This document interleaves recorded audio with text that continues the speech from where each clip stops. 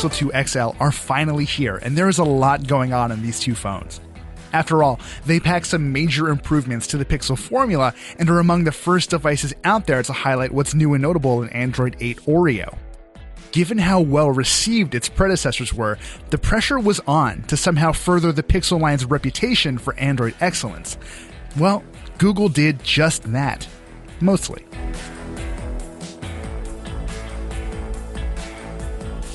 Let's start with the design. Remember when Google basically made two identical Pixels last year? Yeah, that's not a thing anymore.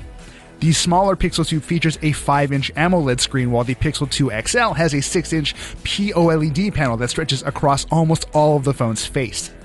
Having two disparate designs means one will inevitably look better than the other, and let's just face it, the XL is definitely the better looking phone. The smaller XL has big bezels above and below the screen that look pretty bad, but at least they're not just empty space. They contain the phone's dual front-facing speakers. The XL has those too, it just hides them better.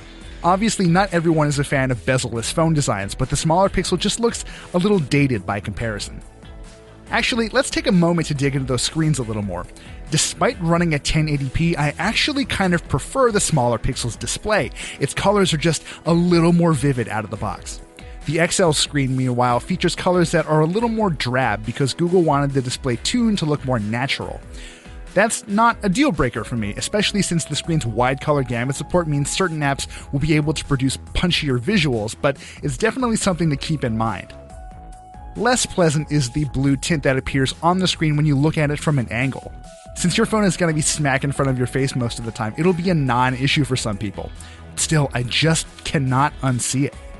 Anyway, both versions of the Pixel share the stuff that really matters. They both have impeccably well-built glass and metal bodies, although no one could blame you for mistaking this coated aluminum for really sturdy plastic. They also both share a Qualcomm Snapdragon 835 chipset and 4GB of RAM, and when you combine that with Android Oreo's performance enhancements under the hood, we're left with two of the most effortlessly quick smartphones you'll find out there. What else did you expect?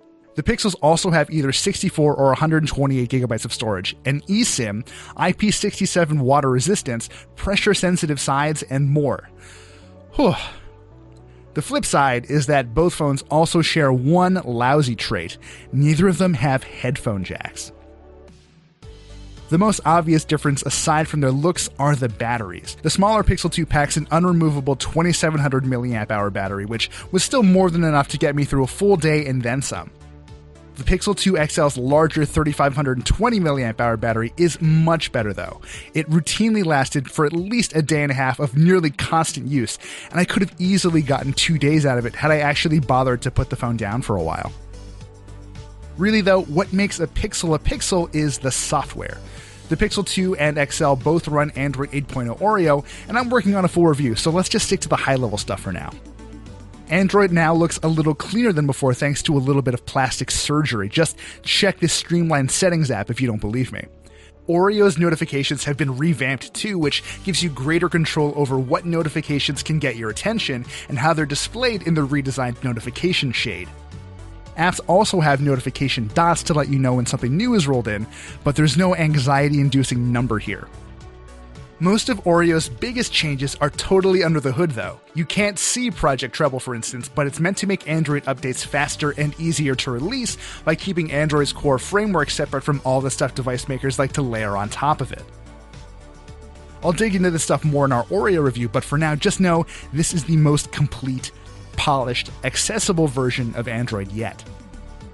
And of course, Pixel ownership nets you a few specific perks. The Pixel Launcher is by far my favorite Android interface, and it's been redesigned with a handy new at-a-glance widget where the search bar used to be. It shows you the traffic nearby and what's next in your calendar in addition to the date and time, and it's already saved my hide a few times, so to Google I say, thank you. Meanwhile, the search bar is now at the bottom of the screen, making it easier to access with your thumb. You can also activate Google Assistant by squeezing the size of your phone, which is especially nice if you don't want to awkwardly mutter OK Google to it in public. I just wish we could remap it to do other things, like, say, launch the camera. Your Pixels will always be listening for music too, if you want them to, that is. When the phones identify what's playing around them, the results appear at the bottom of the always-on display, and a quick double tap offers more information via Google Assistant. It's undeniably handy, but it does also feel a little weird for a phone to just be constantly listening to you. Good thing it's off by default. For now, the camera app is also where you'll run into Google Lens, the image recognition tool the company announced earlier this year. It's still firmly in beta, but it's conceptually very simple. Once you've snapped a photo of something, Lens will attempt to figure out what it is and offer you additional information about it. It's still pretty rough around the edges at this point, but it was surprisingly good at identifying books and landmarks and offering more info about them. Speaking of the camera, the Pixel 2 and Pixel 2 XL are excellent photographic partners. When ambient lighting is good, colors came through with vibrancy and very good dynamic range and detail. It does help that the Pixels shoot in HDR+ by default though, and Google's image processing is seriously impressive. Locking onto a subject was nearly instantaneous too. There were only a handful of times when I preferred an iPhone or a Note 8 shot over a Pixel photo. The Pixels are also very good in low light too, offering up photos with really pleasant colors and less blur than I expected. Problem is, the Pixel sensors aren't quite as good as Samsung's when it comes to eradicating background noise. It does, however, have the edge in keeping colors nice to look at. Despite not having a dual camera, the Pixel's portrait mode is very good at differentiating between what's in the foreground and what's not. That goes for selfies too. Since the Pixels don't need additional hardware to produce the portrait effect, selfie portraits using the 8-megapixel front-facing camera look excellent. It does also help that the Pixel's cameras use a retouching feature to lightly clean up your faces. A lot of work has gone into making the Pixels two of the best no-nonsense smartphone cameras out there, but for some people it might be too simple. There's no pro mode for manual control, but I'm honestly not too worried about it. The Pixels produce photos that are consistently good enough to make such advanced controls mostly unnecessary. All told, while some of its competitors are more effective in certain situations, the Pixel's photographic package is complete enough that I've started to use it as my main mobile camera. It's just that good. Now, I hate saying things like, this is the best phone out there, period, because it's just not true for a lot of people. That said, I can safely say the Pixel 2 and Pixel 2 XL are the best Android phones I've used all year, and I've used a lot of them. While I don't agree with all of Google's choices, these phones prove how potent and powerful Android can feel with the right kind of hardware.